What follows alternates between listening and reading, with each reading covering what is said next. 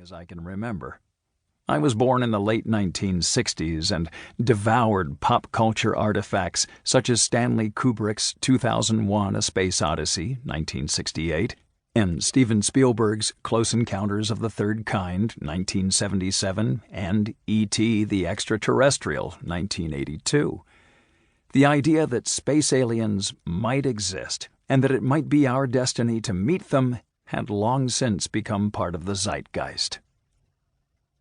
As we will hear in Chapter 1, the concept goes back to the ancient Greeks and entered firmly into popular lore in the 19th and early 20th centuries with the help of scientists such as the Mars-obsessed astronomer Percival Lowell and science fiction writers such as H.G. Wells.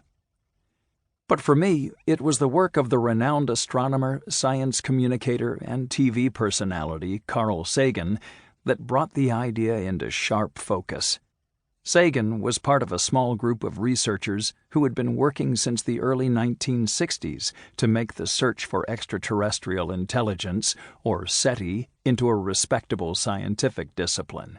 He wrote at length about extraterrestrial life in his book The Cosmic Connection, 1973, then led the production of the Voyager Interstellar Record.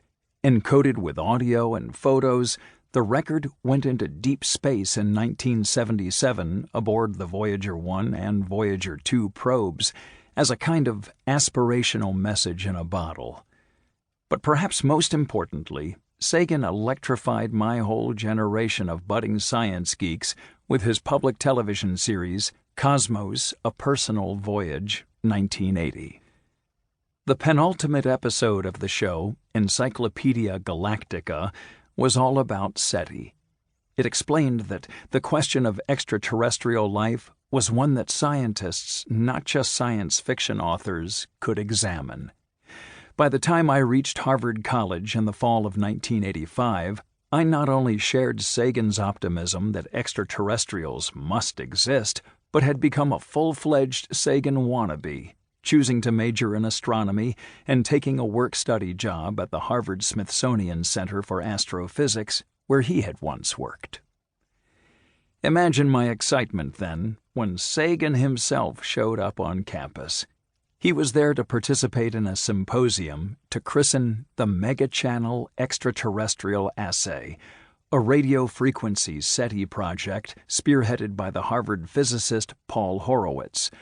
I attended the symposium and approached Dr. Sagan afterward to share all my fanboy enthusiasm. He was as gracious and engaging as I could have hoped. At the very same time, I was trying out for the news section of the weekly campus paper, the Harvard Independent. Thanks to the symposium, I had a story to pitch. The resulting piece about Horowitz's project, which had been made possible by a $100,000 gift from none other than Steven Spielberg. I thought it was time that I got involved in a little science reality, Spielberg said at the symposium, appeared in print the next week. It was my first published article of any kind, and it left me with a passion for writing about science and technology that has never let up.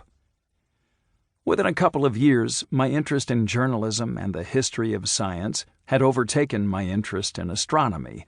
I went on to get a Ph.D. from MIT in the history and social study of science and technology, and I have spent my adult life working as a technology journalist for print, internet, and audio outlets.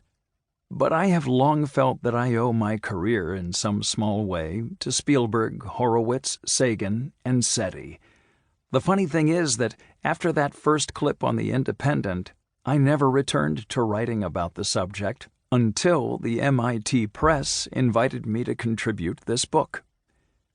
For me, then, this project has offered both a chance to complete an important life circle and a welcome opportunity to immerse myself, more than 30 years after that Harvard symposium, in historical and current thinking about the search for extraterrestrial life and alien civilizations.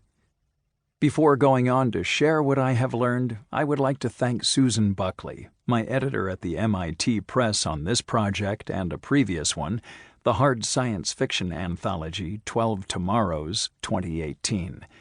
She solicited the proposal for this book and has been a creator.